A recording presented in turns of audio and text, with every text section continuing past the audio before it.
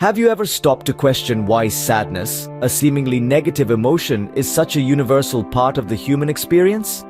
It's a question that's as old as time, yet it's an emotion we all share regardless of culture, age, or circumstance. Sadness is a universal language, a common thread that binds us all together. It's a paradox that an emotion often perceived as negative could hold such a significant role in our lives. But what if we told you that sadness could in fact be a catalyst for personal growth? Many of us are taught to avoid sadness, to seek happiness at all costs. But what if there's more to sadness than meets the eye? What if embracing our sadness could lead us to a deeper understanding of ourselves and the world around us? As we embark on this exploration, consider the last time you felt truly sad and what that experience taught you. Sadness does not have a single appearance. It wears many faces, each unique and deeply personal. Today we'll delve into the different forms of sadness, unmasking them to better understand their presence in our lives. Firstly, we encounter grief. Grief is the sorrow we feel in response to loss, often a loved one. It's a raw, powerful form of sadness that can feel like a storm raging within us. It has the potential to shake us, to alter our worldviews, and in its aftermath, to reshape us in profound ways. Next, we have disappointment, a mild form of sadness that arises when our expectations or desires aren't met. Unlike the torrential downpour of grief, disappointment is like a drizzle, dampening our spirits. It can lead to disillusionment if not addressed, but can also push us to reassess our expectations and strive for realism. Then there's loneliness, a poignant form of sadness that emerges from a sense of isolation or disconnection. It's like a cold wind that chills us from the inside, reminding us of our need for connection and shared experiences. Loneliness can make us question our worth, but it can also drive us to reach out, to seek companionship, and to foster deeper connections. Lastly, we have depression, a more complex and severe form of sadness that can permeate every aspect of our lives. It's like a dense fog that obscures our vision, making it difficult to find joy or meaning. Depression can be debilitating, but recognizing it is the first step towards seeking help and initiating the journey towards healing. Each of these phases of sadness, grief, disappointment, loneliness, and depression manifest differently, impacting our lives in distinct ways. They may be difficult to bear, but it's important to remember that they are, in essence, human experiences. They are part of our shared emotional landscape, a testament to our ability to feel deeply, to care, and to yearn. Each form of sadness brings its unique challenges, but also opportunities for growth and understanding. Understanding sadness starts with identifying its causes, which are as varied as the emotion itself. One of the most common triggers of sadness is personal loss. This can come in many forms: the death of a loved one, a relationship breakdown, or even the loss of a job. These losses can create a sense of emptiness, a void that we often fill with sadness. This feeling is a natural part of the grieving process as we come to terms with a significant change in our lives. Failure too can lead to feelings of sadness. Whether it's falling short of a personal goal or experiencing a setback in our careers, failure can make us question our self-worth and abilities. It can make us feel inadequate, leading to a cloud of sadness that can be difficult to shake off.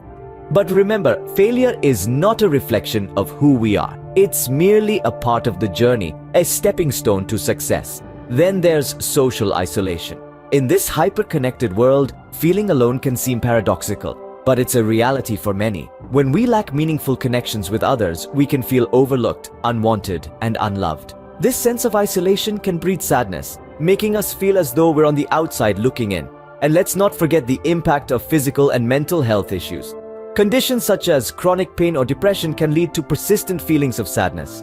It's important to note here that sadness linked to mental health issues is more than just feeling down. It's an intense, overwhelming emotion that can make everyday tasks feel insurmountable. Each of these causes can trigger different forms of sadness, from mild, fleeting feelings to deep, lasting melancholy.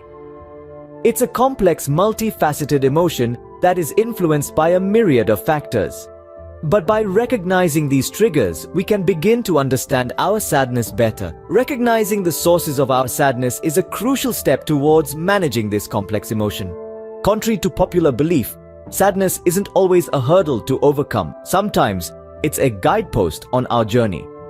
The role of sadness in human life is multifaceted, nuanced, and far more integral than we often give it credit for. It's not just a feeling we experience during the trials and tribulations of life. It's a signal, a beacon that illuminates areas in our lives that need our attention and possibly change. Imagine sadness as a check engine light in a car.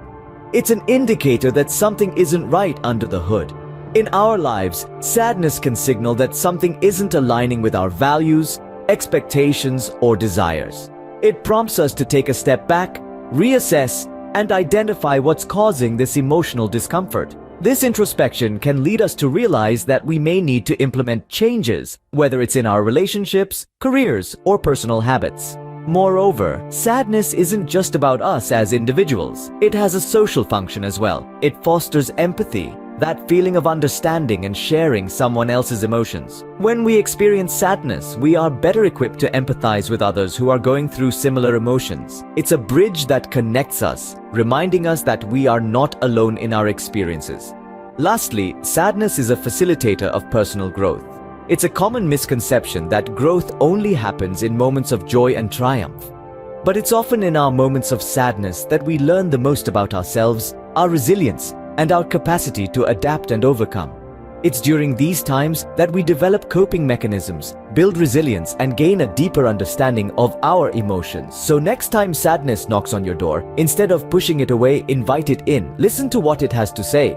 It might be painful and it might be uncomfortable, but it's a part of the human experience that can teach us valuable lessons and guide us towards change. Sadness, while painful, can serve as a powerful catalyst for change and self-improvement. While it's impossible to completely avoid sadness, we can learn to navigate its waters with grace and resilience. It's like sailing a ship in stormy seas. Skill, understanding, and the right strategies can help us make it through. Let's start with seeking support. No man is an island, as the saying goes, and this rings especially true when we're navigating the stormy seas of sadness. We're social creatures after all, so reach out to loved ones, friends, or even support groups. Share your feelings. You might be surprised at how much lighter the burden feels when you're not carrying it alone. Self-care is another powerful tool in our sadness management kit. Remember, it's okay to take a step back and focus on yourself. This can mean different things for different people. Maybe it's taking a long walk in the park, indulging in your favorite book, or simply getting a good night's sleep. Whatever it is, make sure it's something that nourishes your soul and recharges your emotional batteries. And then there's the art of reframing negative thoughts. This is a skill that takes practice, but it's well worth the effort. Instead of viewing sadness as an insurmountable obstacle, see it as a temporary state, a wave that will eventually pass. Try to find the silver lining or the lesson in every situation. Remember, every cloud has a silver lining and every wave eventually recedes. But what happens when sadness becomes too much to handle on our own? That's where professional help comes in. Therapists, psychologists, and other mental health professionals are trained to guide us through the storm. They can provide tools and techniques to help us cope, manage our feelings, and ultimately move towards a place of healing. So remember, while sadness is a natural part of the human experience, it doesn't have to define us. With the right strategies and support, we can navigate its waters and come out stronger on the other side. Sadness is a part of life, but it doesn't have to rule your life. Our journey through sadness is not a linear path, but a winding road filled with peaks and valleys. We've explored the power of sadness, its many faces, its causes, its role, and how to manage it. But what is most important to remember is that sadness is not an adversary to be defeated. Rather, it's a companion on our journey to self-understanding and growth. Sadness, like any emotion, is a part of the human experience. It's a signal that something matters to us, a beacon of our values and desires. It's a teacher, showing us where we need to heal, where we need to grow, and where we need to let go. Navigating the labyrinth of sadness is not about banishing the emotion, but about learning its language, understanding its messages, and using its wisdom to navigate the ups and downs of life. As we navigate the complexities of sadness, remember, it's not about avoiding the emotion, but learning to understand and grow from it.